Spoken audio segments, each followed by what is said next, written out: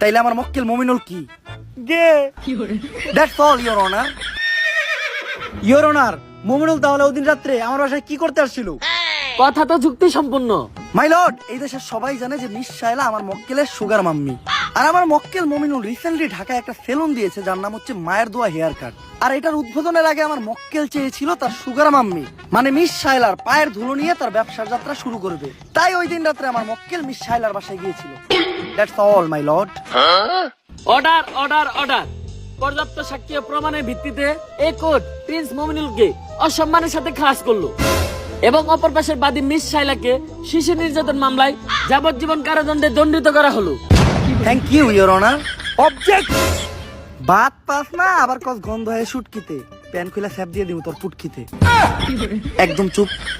তা case is dismiss.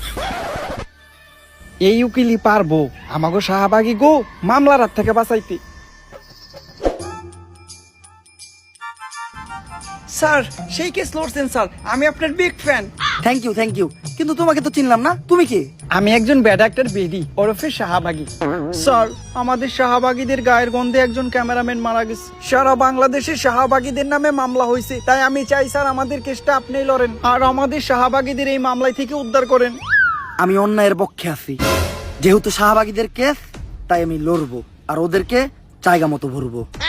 Baat পায় না গন্ধ হয় শুটকিতে, প্যান খুলে স্যাপ দিয়ে দিমো গো পুটকিতে। তুমি খালি 3 জন সাক্ষী ব্যবস্থা করে আনো, বাকিটা আমি বুঝতেছি। এ বুবা,